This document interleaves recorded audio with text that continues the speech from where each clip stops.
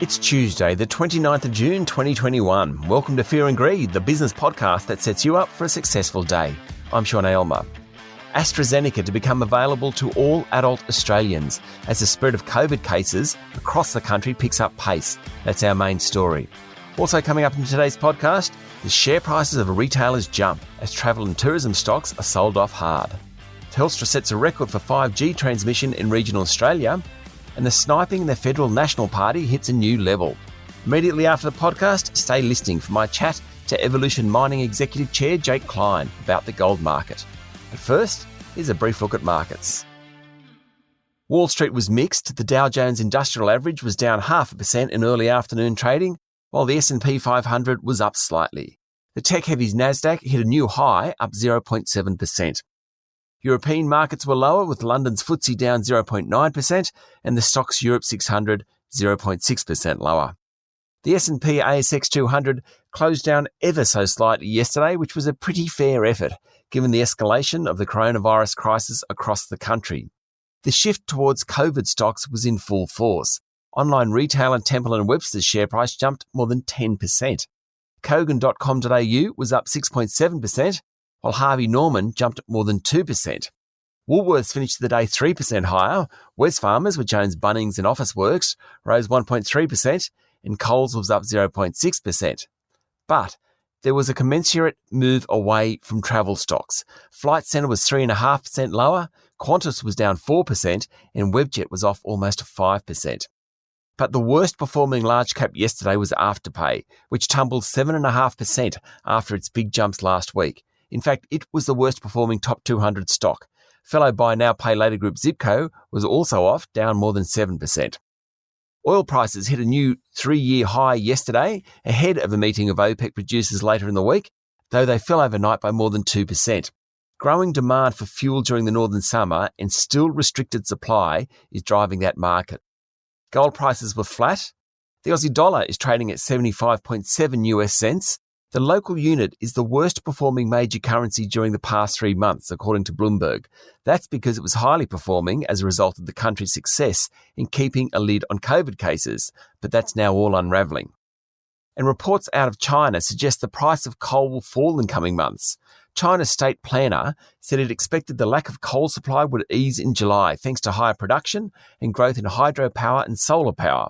Coal prices are currently around their highest level in a decade and have doubled since last October, when China put an unofficial ban on Australian coal exports. The AstraZeneca vaccine will be available to anyone under the age of 60, assuming they want it, as the federal government pushes to accelerate the vaccine rate across the country. Under plans announced following the National Cabinet last night, doctors will be given access to a no-fault indemnity scheme to allow them to offer the AstraZeneca jab to all adult Australians. Prior to the Cabinet meeting last night, it was only available to over 60-year-olds. Other changes announced include mandating that aged care workers have at least their first dose of vaccine by the middle of September. There'll be money to help aftercare workers get the vaccine, and new tests for overseas travellers coming into the country even after they've finished quarantine. There'll also be mandatory vaccines for quarantine workers and their families.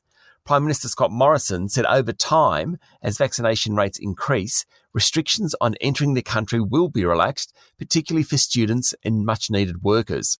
And people who get inoculated will, over time, face fewer restrictions than those who haven't been vaccinated. The crisis continued to get worse yesterday. The New South Wales Chief Medical Officer Kerry Chant said there were thousands of close contacts associated with the latest Bondi outbreak, and it would be at least 5 days until numbers decreased, given the time it takes for testing and detection. There are 18 recorded cases of community transmission of COVID-19 in the state in the 24 hours to 8 p.m. Sunday night. As the cases in New South Wales rise, so too have the number of exposure sites, and they've moved well beyond just the east and inner west of Sydney. In Queensland, there were 2 new local cases, and masks in the southeast of the state have become mandatory. In the Northern Territory, the lockdown was extended after another community-transmitted case was recorded, and around 640 workers at a Newmont gold mine in Tanami in the Northern Territory are confined to their single-room quarters after a worker carried the virus into the community after flying in from Brisbane. The worker, along with some others not coping with the stringent lockdown, have been transferred to the Howard Springs facility in the Territory. Western Australia recorded 2 community-transmitted cases of the virus, believed to be linked to a physiotherapist who returned to Perth from Sydney, carrying the Delta variant of COVID. Western Australia Premier Mark McGowan last night put his state into a minimum 4-day lockdown. And South Australia introduced a range of new restrictions, from banning singing through to closing buffets. Masks will also be mandatory in the state, notwithstanding there have been no new cases in South Australia. The AstraZeneca vaccine is safe for 99.999% of recipients. Literally, the odds of getting a rare blood clotting disease from a dose is less than 0.001%. The next few months must be about getting people vaccinated, getting everyone vaccinated. That way, fewer people will end up in hospitals and fewer people will die, and we can rid ourselves of this insidious virus. In a moment, the rest of the news you need to know this morning. In overseas news, a new report says China will be unable to match the US's cyber capabilities for at least a decade because of poor security and weak intelligence. The International Institute for Strategic Studies report said only the US ranked as a top cyber power. The second-tier countries included China, Russia, the UK, Canada, France, Israel, and Australia. The US has launched airstrikes on 2 Iran-backed militia groups on the border between Syria and Iraq, just a week after the election victory of hardliner Ebrahim Raisi as Iranian president. The US said the attacks were defensive in response to ongoing attacks by Iran-backed groups targeting US interests in Iraq. Parts of Europe have imposed new restrictions on visitors from the United Kingdom amid a rush of Delta variant cases of coronavirus and ahead of the Northern Hemisphere holiday season. Spain, Portugal, Italy and Germany have all placed restrictions to varying degrees on Brits. Hong Kong has also banned all passenger flights coming in from the United Kingdom. One of the largest Bitcoin exchanges has been banned from operating in Britain as fears mount over the rise of cryptocurrency crime. The UK's Financial Conduct Authority ordered Binance Markets to remove all advertising this week.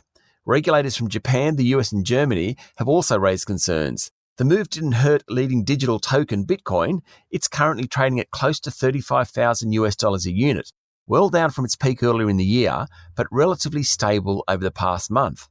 Maybe one of the reasons for the strength in Bitcoin comes from India. According to Bloomberg, investments in cryptocurrencies in India grew from $200 million a year ago to nearly $40 billion today. Now that's remarkable. Locally, supermarket wholesaler Metcash said group revenue for its financial year, which finished at the end of April, was up 10%, with underlying earnings up 20%.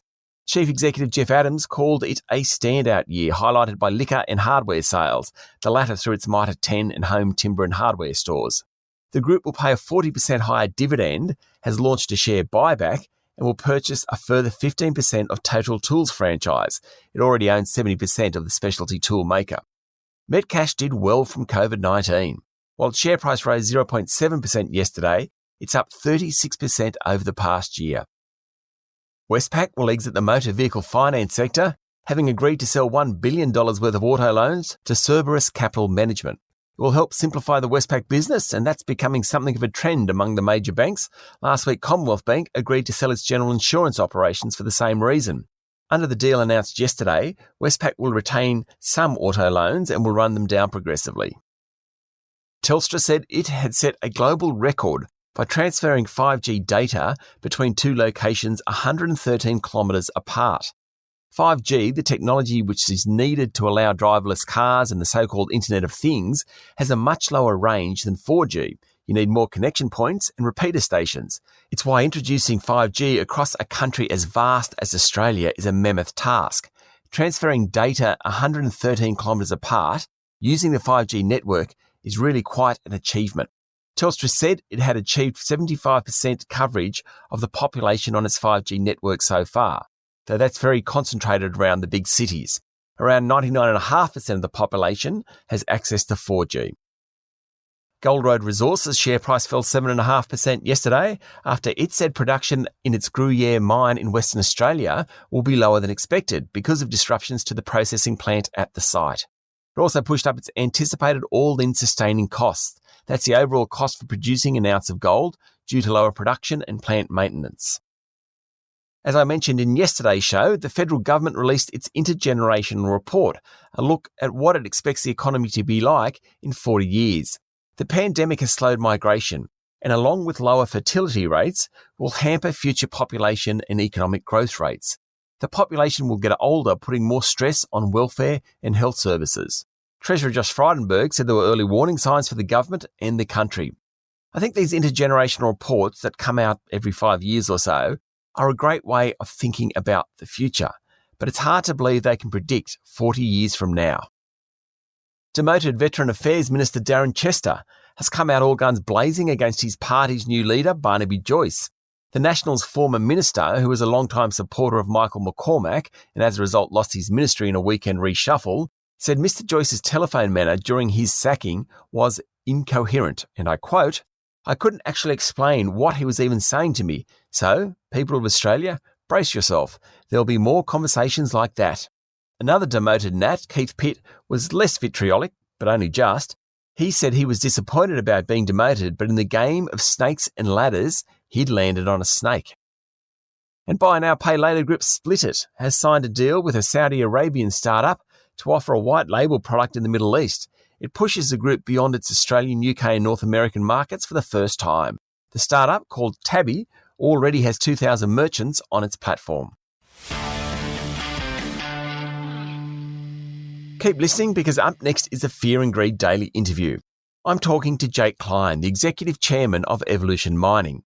You would have heard me mention Evolution before. It's an Australian gold miner with a market cap of around $8 billion. It's a fascinating conversation about the precious metal, everything from how much it costs to dig up to how an Australian company manages gold mines here and on the other side of the world. That's my interview with Jake Klein from Evolution Mining, up next in the Fear and Greed playlist. It's Tuesday, the 29th of June, 2021. I'm Sean Aylmer, and that was Fear and Greed. Enjoy your day.